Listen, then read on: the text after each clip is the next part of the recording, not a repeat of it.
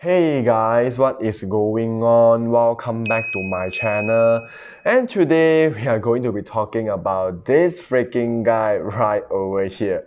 The Korean Hawk or the Green Hawk, Amadeus Cho. Yeah, talking about his skill rotation and his build as well. And we're also going to be doing the damage comparison between Amadeus with and without his transcend potential. Since there is a huge bump on his main stat after you transcend his potential, as you can see right over here, there is like 6,000 physical attack differences after you transcend his potential, which is a lot to be honest. So yeah, I mean through this kind of damage comparison, it might give you a better idea of how powerful Amadeus is if you're about to transcend his potential, if you're about to fully max him out as an awakened character. So what I'm going to do here is to show you the damage comparison between Amadeus with and without his transcend potential in GBR against Master Mode. But before we get into it, let's take a really quick look at the rest of my build. Well, only ignore defense and cooldown are maxed out, and the other stats here are pretty standard here, nothing crazy here, nothing maxed out except for the ignore defense and cooldown. And then we are rocking like 31,000 of physical attack here without any leadership, which is not bad at all. And then all the gears, as usual, all the gears are 25 with at least 2 5-star physical attack Uru on each of the gear. And again, we got no Odin's Blessing at all, so nothing crazy here.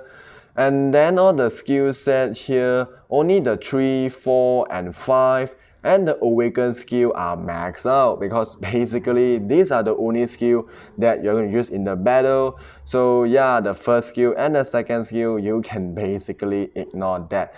We're not going to use them in the battle, to be very honest. So just remain the first skill and the second skill at level 1 is just more than enough. All we need here is a 3, 4, and 5 and the awaken skill. So before we go any further, let's take a really quick look at his skill rotation in the previous skill here. Alright guys, so as I say, the 1 and the 2, you can basically ignore that because they are not going to help you in the battle, to be very honest. So this is how his skill rotation looks like. You start with the 3, but don't cancel your 3 immediately. Only cancel your 3 whenever you see those icon pops out, as you can see right over here at the top left corner. Start from 13 seconds, and that's where you're gonna get all those self buff. So once you get all those self buff, you can cancel it right away into your 4th skill and let your 4th skill to go through completely, and then hit the 6th skill and let it play out fully as well. Once it's done, you can hit the 5th skill and let it play out fully as well. So this is how his skill rotation looks like whenever your 6th skill is available. Whereas whenever your 6th skill is not available yet, this is how his skill rotation looks like. You hit the 3, once you get all those buffs, alright, let me show you again. Once you get all those buffs, you can cancel it right away into your 4th skill and let it play out fully. And then once it's done, you can hit the 5 and let it play out fully as well. So for Amadeus, since the skill animation of his 4, 5, and 6 is very long, it's damn long to be honest, like more than 5 seconds of each of the skill.